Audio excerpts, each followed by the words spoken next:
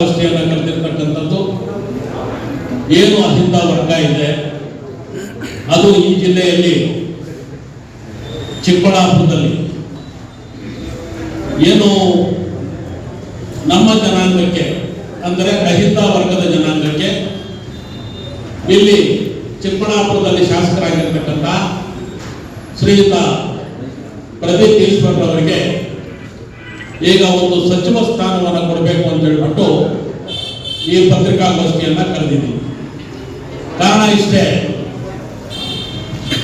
ಇವತ್ತು ಚಿಕ್ಕಬಳ್ಳಾಪುರದಲ್ಲಿ ನಮ್ಮ ಬಲಜ ಜನಾಂಗದವರು ಇದುವರೆಗೂ ಯಾರು ಸಹ ಸಚಿವರಾಗಿಲ್ಲ. ಆ ದೃಷ್ಟಿಯಲ್ಲಿ ಇವತ್ತು ನಮ್ಮ ಪ್ರದೀಪ್ ಈಶ್ವರ್ ಅವರಿಗೆ ಒಂದು ಸಚಿವ ಸ್ಥಾನವನ್ನು ಕೊಡಬೇಕು ಅಂತ ಹೇಳ್ಬಿಟ್ಟು ನಾವು ಈ ಪತ್ರಿಕಾಗೋಷ್ಠಿ ಮುಖೇನ ರಾಜ್ಯದ ನಮ್ಮ ಧೀಮಂತ ಮುಖ್ಯಮಂತ್ರಿಗಳು ಹಾಗೂ ರಾಜ್ಯಾಧ್ಯಕ್ಷರು ಹಾಗೂ ಕೇಂದ್ರದಲ್ಲಿರ್ತಕ್ಕಂಥ ಮಾನ್ಯ ರಾಹುಲ್ ಗಾಂಧಿ ಅವರಲ್ಲಿ ನಾವು ಅಪೀಲ್ ಮಾಡ್ತಾ ಇದ್ದೀವಿ. ಆ ಶಾಸಕರ ಒಂದು ಲಿಸ್ಟ್ ನಲ್ಲಿ ಇದೆ. ಹಾಗಾಗಿ ಇವತ್ತು ನಾವು ಸರ್ಕಾರದ ಮೇಲೆ ಒತ್ತಡ ಇಲ್ಲಪ್ಪ ಅಂತಂದ್ರೆ ಪ್ರದೀಪ್ ಈಶ್ವರ್ ಅವ್ರನ್ನ ಮತ್ತೆ ಬಲಚಂದ್ರ ರೆಡ್ಡಿ ಪರವಾಗಿ ಮಂತ್ರಿ ಸ್ಥಾನವನ್ನ ಕೊಡಬೇಕು ಅಂತೇಳಿ ನಾವು ಈ ಒಂದು ಪತ್ರಿಕಾಗೋಷ್ಠಿ ಮುಖಾಂತರ ನಾವು ಒತ್ತಾಯ ಮಾಡ್ತೀವಿ. ಈಗ ನಮ್ಮ ಗೊಲ್ಲ ಸಮುದಾಯದ ಮುಖಂಡರು ಮತ್ತು ನಮ್ಮ ಕಾಂಗ್ರೆಸ್ ಮುಖಂಡರಾದಂಥ ಮುನೇಗೌಡರು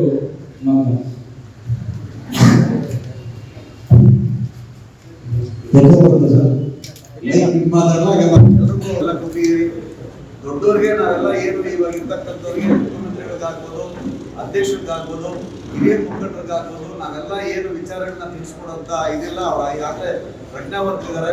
ಯಾರ್ಯಾರಿಗೆ ಯಾವ ರೀತಿ ಸಾಮಾಜಿಕ ನ್ಯಾಯ ಕೊಡಬೇಕು ಅಂತ ಈಗಾಗಲೇ ಮೊದಲ ಬಾರಿಗೆಲ್ಲ ನಾವೆಲ್ಲ ಕೊಟ್ಟಿರೋ ತಾವೆಲ್ಲ ನೋಡಿದೀವಿ, ನಾವು ವಿಚಾರಿಸಿದ್ವಿ, ನಾವು ನೋಡಿದೀವಿ ಪತ್ರಿಕೆಯಲ್ಲಿ ಮತ್ತೆಲ್ಲ ವಿಚಾರ ತಿಳ್ಕೊಂಡಿದ್ವಿ. ಇವತ್ತು ನಾವು ತುರ್ತಾಗಿ ಇವತ್ತು ಕರೆದಿರ್ತಕ್ಕಂಥ ಉದ್ದೇಶ ಏನಂತಂದ್ರೆ ಈಗಾಗಲೇ ಏನು ಮೊದಲ ಬಾರಿಗೆ ತಾವೆಲ್ಲ ಸಚಿವ ಸ್ಥಾನಗಳೆಲ್ಲ ಕೊಡಬೇಕಾದ್ರೆ ಯಾವ ರೀತಿ ಸಾಮಾಜಿಕ ನ್ಯಾಯವನ್ನು ತಾವೆಲ್ಲ ಹಿಡಿದಿದ್ದೀರಿ, ಮತ್ತೆ ಆ ಒಂದು ಇಳುವನ್ನ ಸರಿಪಡಿಸ್ಕೊಳಕ್ಕೆ ಈ ಒಂದು ಅವಕಾಶ ಇದೆ. ಯಾಕಂದ್ರೆ ಈಗೆಲ್ಲ ನಾವು 224 ಕ್ಷೇತ್ರಗಳಲ್ಲಾಗ್ಬೋದು ಮತ್ತೆ MLCಗಳಲ್ಲಾಗ್ಬೋದು ಸುಮಾರು ಜನ ಯಾರ್ಯಾರು ಹಿಂದುಳಿದ ವರ್ಗಗಳಿದ್ದಾರೆ, ಯಾರ್ಯಾರು ಅಹಿಂದ ವರ್ಗದವರಿದ್ದಾರೆ ಅಂತ ತಾವೆಲ್ಲ ನಮಗೆಲ್ಲ ಗೊತ್ತಿದೆ. ಆ ಬಾರಿಗೆ ಯಾರ್ಯಾರು ವಂಚಿತರಾಗಿದ್ದಾರೆ, ಯಾವ್ಯಾವ ಸಮುದಾಯದವರಿಗೆ ಈ ಬಾರಿ ಕೊಡಬೇಕು ಅಂತ ಹೇಳಿ ನಾವು ಮೊದಲಿಗೆ ಎಲ್ಲ ಮುಖಂಡರು ಸೇರಿ ನಾವು ಚರ್ಚೆ ಮಾಡಿ ನಾವು ಮೊದಲೇ ಈ ಸರ್ಕಾರ ಗಮನ ಹರಿಸಬೇಕು. ನಾವು ಇದೆಲ್ಲ ಆಗೋದ್ರ ನಂತರ ಮತ್ತೆ ನಾವು ಯೋಚನೆ ಮಾಡೋಣ. ಈಗಾಗಲೇ ನಾವು ಸೆಲೆಕ್ಟ್ ಮಾಡ್ಬಿಟ್ಟಿದ್ದೀವಿ ಅನ್ನೋ ಒಂದು ವಿಚಾರನ ನಾವು ತೊಂದರೆಗೀಡಾಗಬಾರ್ದು, ಮೊದಲೇ ವಿಚಾರ ತಿಳಿಸ್ಕೊಡ್ಬೇಕು ಅಂತೇಳಿ ನಾವು ಈ ಪತ್ರಿಕಾಗೋಷ್ಠಿಯನ್ನ ಕರೆದಿದ್ದೀವಿ. ನಾವು ಈ ಪತ್ರಿಕಾಗೋಷ್ಠಿ ಕರೆದುಬಿಟ್ಟೆ ನಾವೇನು ಸುಮ್ಮನೆ ಇರಲ್ಲ. ಎಲ್ಲ ಮುಖಂಡರು ಸಹ ನಾವು ಸುಮ್ಮನೆ ಇರ್ತಕ್ಕಂಥದ್ದಿಲ್ಲ.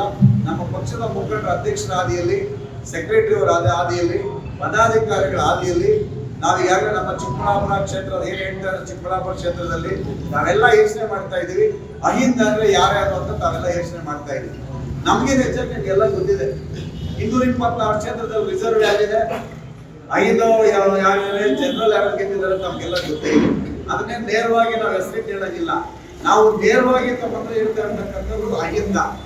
ಅಹಿಂದಾಗ ಯಾವ ಸಮುದಾಯ ಬರ್ತದೆ ನಮ್ಮ ಪತ್ರಕರ್ತರು ಗೊತ್ತು, ಮಾಧ್ಯಮದವರು ಗೊತ್ತು, ಮುಖಂಡರು ಗೊತ್ತು, ಮುಖ್ಯಮಂತ್ರಿಗಳು ಗೊತ್ತು, ರಾಜ್ಯಾಧ್ಯಕ್ಷರು ಗೊತ್ತು. ಸೊ ಅದನ್ನು ಮುಂದಿನ ದಿನಗಳಲ್ಲಿ ಇದೇ ಮುಖಂಡರು ಅಹಿಂದ ಮುಖಂಡರುಗಳು ಬಂದು ನಿಮ್ಮ ಒಂದು ಕಚೇರಿಗಳ ಮುಂದೆ ಹೋರಾಟ ಮಾಡಬಾರ್ದು. ಸಾಮಾಜಿಕ ನ್ಯಾಯ ನಮಗೆ ದೊರಕಿಸ್ಕೊಡ್ಬೇಕು.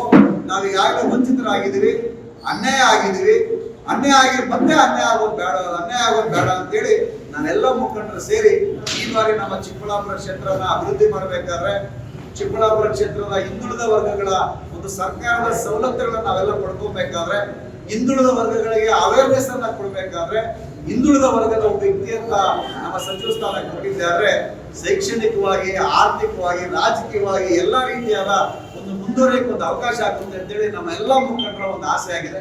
ಆ ಆಸೆನ ಮುಂದೆ ಮುಖಂಡರ ಮುಂದೆ ನಾವೆಲ್ಲ ಇಡ್ತಾ ಇದೀವಿ.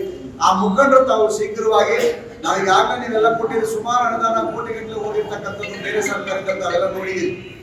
ಒಂದು ಹಿಂದುಳಿದ ವರ್ಗಗಳ ಒಂದು ಕಚೇರಿಗಳಾಗ್ಬೋದು, ಹಿಂದುಳಿದವರು ಸಿಗಾದ ಸವಲತ್ತುಗಳು, ಮನೆ ಆಗ್ಬೋದು, ಒಂದು ರಸ್ತೆಗಳಾಗ್ಬೋದು, ಒಂದು ಎಲ್ಲ ಆಗ್ಬೋದು, ಒಂದು ಬೋರ್ವೆಲ್ ಆಗ್ಬೋದು, ಎಲ್ಲಾನು ವಾಪಸ್ ಹೋಗಿರೋದು ನಾವು ನೋಡಿದ್ವಿ.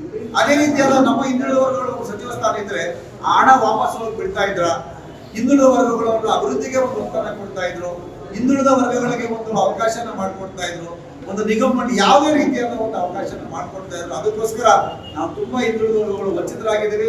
ಸರ್ಕಾರದಿಂದ ಬರ್ತಕ್ಕಂಥ ಸವಲತ್ತುಗಳನ್ನು ನಾವು ವಂಚಿತರಾಗ್ತಾ ಇದ್ದೀವಿ. ಮತ್ತೆ ರಾಜಕೀಯದಲ್ಲೂ ಸಹ ನಾವು ವಂಚಿತರಾಗ್ತಾ ಇದ್ದೀವಿ. ಈಗಾಗಲೇ ತಾವೆಲ್ಲ ನೋಡಿದಿರಿ, ಮೊನ್ನೆ ತಾನೇ MP ಚುನಾವಣೆ ಆಗಿದೆ, ಅಲ್ಲಿ ಯಾವ ರೀತಿ ವಂಚನೆ ಆಗಿದೆ ಸರ್ಕಾರಗಳಲ್ಲಿ ತಾವೆಲ್ಲ ನೋಡಿದ್ದೀವಿ. ಅದೇ ರೀತಿ ವಂಚನೆ ಈ ಬಾರಿ ಈ ನಮ್ಮ ಕರ್ನಾಟಕ ರಾಜ್ಯ ಸರ್ಕಾರದಲ್ಲಿ ಆಗಬಾರ್ದು. ಈ ಬಾರಿ ಮೊದಲೇ ನಮ್ಮ ಒಂದು ಸ್ಥಾನಮಾನವನ್ನು ಕೊಡಬೇಕು.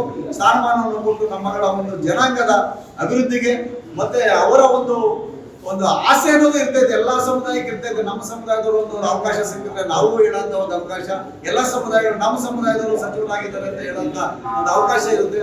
ಅದಕ್ಕೋಸ್ಕರ ಈ ಬಾರಿ ಎಲ್ಲಾ ನಮ್ಮ ರಾಜಕೀಯ ಮುಖಂಡರಲ್ಲಿ ಕೈ ಮುಗಿದು ನಾವೆಲ್ಲ ಆಗಿನ ಮುಖಂಡರು ನಾವು ಕೈ ಮುಗಿದು ಮನವಿ ಮಾಡ್ತೀವಿ. ಮತ್ತೆ ನಾವೇನ್ ನಮ್ಗೆ ಅನ್ಯಾಯ ಆಗಿದೆ ಆ ಅನ್ಯಾಯ ಮತ್ತೊಮ್ಮೆ ಆಗೋದು ಬೇಡ. ಈ ಬಾರಿ ತಾವೇನ್ ಸಫಲ್ ಮಾಡ್ತೀರಿ ಆ ಸಫಲಲ್ಲಿ ಸಾಮಾಜಿಕ ನ್ಯಾಯ ಅಂತ ಕೊಡ್ಲಿ, ಎಲ್ಲಾ ಸಮುದಾಯದವ್ರಿಗೂ ಒಂದು ಅವಕಾಶ ಮಾಡಿಕೊಡಿ. ನಾವೇನು ಅಹಿಂದ ಸಮುದಾಯ ಅಂತಲ್ಲ, ಎಲ್ಲಾ ಸಮುದಾಯದವ್ರಿಗೂ ಒಂದು ಅವಕಾಶ ಮಾಡಿಕೊಟ್ಟು ನಮ್ಮ ಅಹಿಂದ ಸಮುದಾಯಗಳನ್ನ ಮುಂದುವರಿಸಿಕೊಂಡು ಬರುವಂತ ಒಂದು ವ್ಯಕ್ತಿಗೆ ಮುಂದೆ ಯಾವ್ದೆಲ್ಲ ಎಲ್ಲ ರೀತಿಯಾದ ಬೆಳವಣಿಗೆಗೆ ಅವಕಾಶ ಮಾಡಿಕೊಡ್ಬೇಕು ಅಂತೇಳಿ ನಮ್ಮ ಪತ್ರಿಕಾ ಮುಖಾಂತರ ನಾವು ಅವರಿಗೆ ಮನವಿಯನ್ನ ಮಾಡ್ಕೊಳ್ತಾ ಇದ್ದೀವಿ.